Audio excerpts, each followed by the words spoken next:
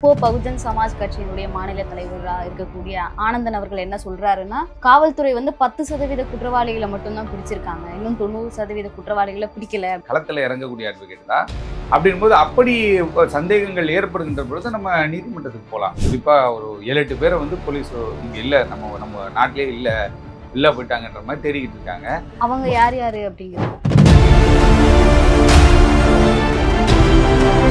100360 ஒரு writ petition பொதுநல வழக்கு நம்ம போட்டோம். ஆம்ஸ்ட்ராங் அவர்களுடைய இறப்புக்கு பிறகே நான் ஒரு ரிட் பெட்டிஷன் பொதுநல வழக்கு போட்டேன். வழக்கறிஞர்கள் மீது தொடர்ந்து தாக்குதல் நடக்குது அப்படின்னு சொல்லும்போது கூடாது, யூடியூப், ட்விட்டர், ஃபேஸ்புக் இவங்களுக்குலாம் நீங்கள் ஆர்டர் போடுங்கன்னா அதில் ஆர்டர் இருக்குது. நம்ம அதில் ஒரு ஜிஓவே பாஸ் பண்ணி ஒவ்வொரு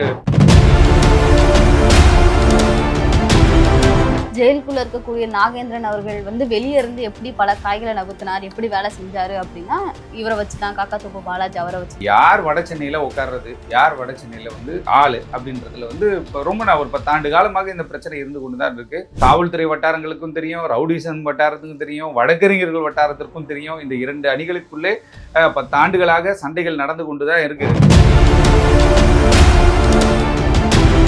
அருண் IPS அவர்கள் வந்ததுக்கு அப்புறமா நிறைய என்கவுண்டர்ஸ் நடக்கிறத நம்ம தொடர்ந்து பார்த்துக்கிட்டே இருக்கோம். அப்படின்னும் பொழுது இவங்கள IPS படித்த அதிகாரிகள், அவங்களுக்கு தெரியும் இது சட்டத்திற்கு உட்பட்டு தான் வருகிறது அப்படின்றதுக்காக தான் அவங்க அதை பண்ண முடியும். ஏன்னு கேட்டால் எல்லாருமே ஒரு கட்டத்தில் ஆன்சரபிள் ஆயிடுவோம். அவங்க கிட்ட இருக்க ஒரு இம்யூனிட்டி பவர், அதுக்குள்ளே யாருமே வெளியில இருந்து போயிட்டு சார் நீங்கள் என்கவுண்டர் பண்ணக்கூடாது, அவர் நல்ல மனுஷன் சார், தங்கமான மனுஷன் சார்னு சொல்லவே முடியாது.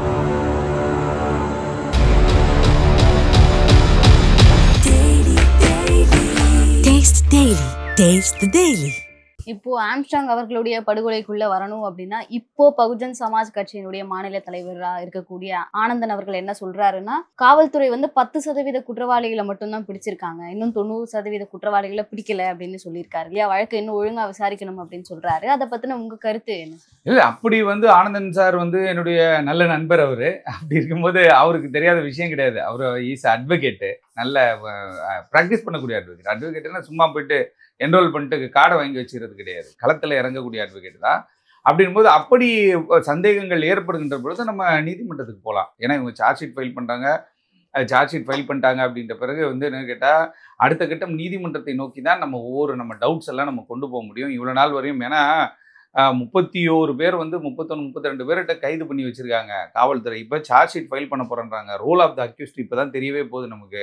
அப்ஸ்காண்டிங்கில் யாராவது இருந்தாங்கன்னா அவங்களுக்கு அப்ஸ்காண்டிங் சார்ஜ் ஷீட் ஃபைல் பண்ணுவாங்க. அப்படின் போது அதில் ஏதாவது கிரீவன்ஸ் இருந்ததுன்னா, எல்லாருமே சட்டம் படித்தவர்கள், எல்லாருக்குமே எல்லாம் தெரியும். நேரடியாக மாயாவதி அவருடைய மேற்பார்வையில் இருக்குது இந்த வழக்கு. அப்படின் போது அவங்க என்ன பண்ணுவாங்க கேட்டால் அடுத்த கட்டத்தை நோக்கி தான் போவாங்க. அது அவருக்கும் தெரியும்.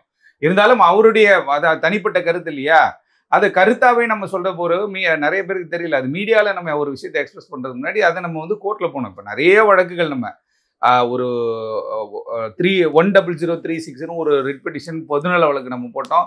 சமூக வலைதளங்களில் ஒரு மதத்தையோ ஒரு தலைவரையோ ஒரு தனிநபரையோ கேவலப்படுத்தி கொச்சைப்படுத்தி எந்த பதிவுகளும் போடக்கூடாது. யூடியூப், ட்விட்டர், ஃபேஸ்புக் இவங்களுக்குலாம் நீங்கள் ஆர்டர் போடுங்கன்னா அதில் ஆர்டர் இருக்குது நமக்கு. அதில் ஒரு ஜிஓவே பாஸ் பண்ணி ஒவ்வொரு காவல் ஆணையர் அலுவலகத்தில் கமிஷனர் அலுவலகத்தில் 3 பேர் அதிகாரிகள் இருப்பாங்க. அவங்க சமூக வலைதளத்தை ஃபாலோ பண்ணுவாங்க. எஸ்பி ஆஃபீஸில் ஒரு 3 பேர் இருப்பாங்கன்னு சொல்லி ஒரு ஜிஓவே பாஸ் பண்ணாங்க. அப்படி நம்ம உத்தரவுகள்லாம் வாங்கி வச்சுருக்கோம். பல்வேறு வழக்குகள் இப்போ ஆம்ஸ்ட்ராங் அவர்களுடைய இறப்புக்கு பிறகே நான் ஒரு ரிட் பெட்டிஷன் பொதுநல வழக்கு போட்டேன். வழக்கறிஞர்கள் மீது தொடர்ந்து தாக்குதல் நடக்குது அப்படின்னு சொல்லும்போது நீதிமன்றத்தில் அரசு தரப்பு என்ன சொன்னால், வழக்கறிஞர் நீதிமன்றத்தில் இருக்கும்போது நடக்கல, அவங்களுடைய தனிப்பட்ட பிரச்சனையில் தான் நடந்தது, அந்த கொலை வழக்குகள் நாங்கள் விசாரிக்கிறோம்னு சொல்லிட்டு ஒரு பொதுநல வழக்கில் சொல்லியிருக்காங்க.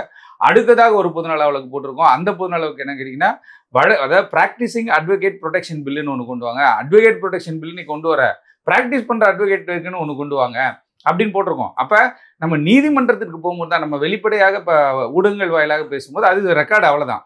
அந்த டைமுக்கு வேணால் வைரலாக போய்க்கலாம், எது வேணால் பண்ணிக்கலாம். ஆனால் பதிவு, அதுக்கான ரிசல்ட் கிடைக்கும்னா நம்ம இதில் டவுட்னா எனக்கு கேள்வி எழுகிறதா, நான் நீதிமன்றத்திற்கு தான் போகணும். அது அவங்களுக்கு நல்லாவே தெரியும். அவங்க அதை ப்ரொசீட் பண்ணுவாங்க. இப்போ காக்காத்தோப்பு பாலாஜி அவருடைய என்கவுண்டர் பற்றி பேசும்பொழுது அவங்க அம்மா என்ன சொல்றாங்க அப்படின்னா, சம்போ செந்தில பிடிக்க முடியாம தான் என் மகனை கொண்டுட்டாங்க அப்படின்னு சொன்ன விஷயம் தான் காக்காத்தோப்பு பாலாஜி அவருடைய என்கவுண்டர் நம்ம திரும்பி பார்க்க வச்சது. இவங்க 2 பேருக்கு என்ன சம்பந்தம் அப்படின்னு சொல்லி அதை பத்தி சொல்லுங்க. இல்லை, அது அந்த 2 பேர் டீமுக்கும் ரொம்ப நாளாவே சண்டை நடக்குது. எல்லாருக்குமே தெரியும், ரொம்ப நாளாவே சண்டை நடக்குது. 2020 நினைக்கிறேன், மவுண்ட் ரோட்ல காக்காத்தோப்பு பாலாஜி பயணிச்சுட்டு இருந்த ஒரு கார் மீது வெடிகுண்டு வீசப்பட்டுச்சு.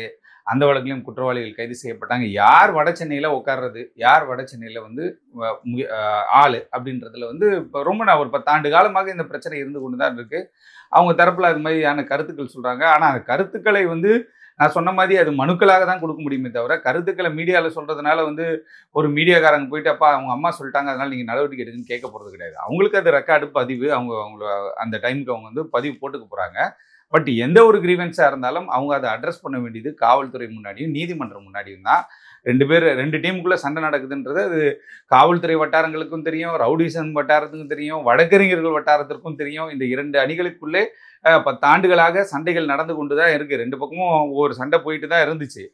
இருந்தாலும் கூட அதுக்காக தான் இதை பண்ணிட்டாங்க, அவங்கக்கிட்ட பணம் வாங்கிட்டு பண்ணிட்டாங்க அப்படின்றதெல்லாம் அம்மா சொல்லியிருந்தாங்க.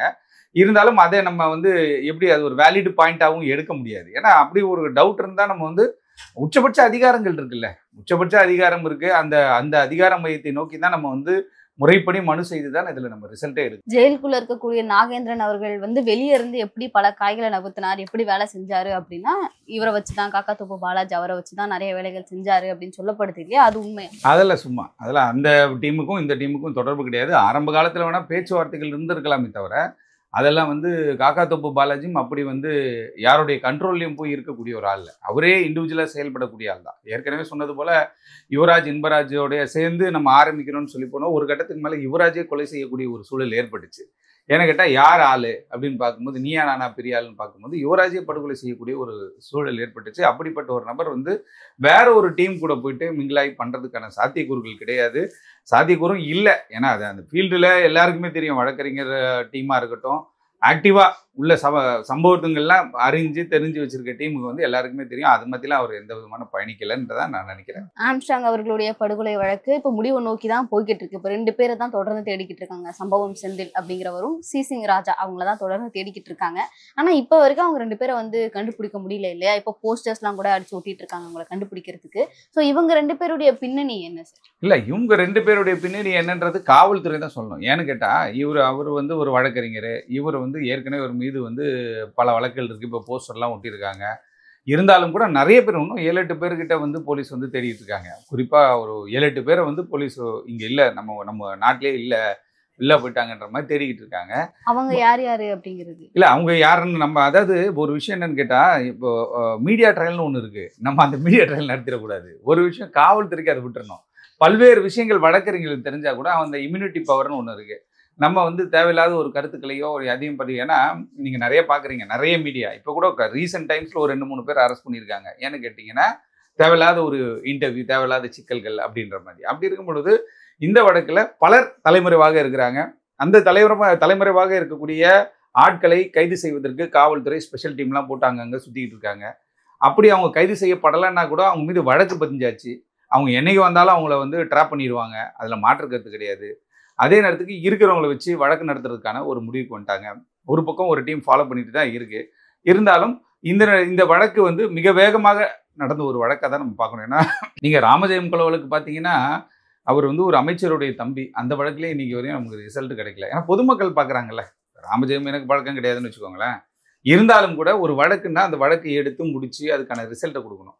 இப்போ அருண் ஐபிஎஸ் மாதிரி அதிகாரிகள் இருக்கும்போது தான் என்ன ஆகுதுன்னு கேட்டால் ரவுடிகளுக்கு ஒரு பயம். இப்போ நீங்கள் பாருங்களேன், ஆம்ஸ்ட்ராங் ஒரு கொலைக்கு முன்னதாக கொலைக்கு பின்னதாகன்னு பார்க்கும்போது ஒரு சில கொலை வழக்கு தான் நடந்திருக்கு. அதுவே கஷ்டம்தான்.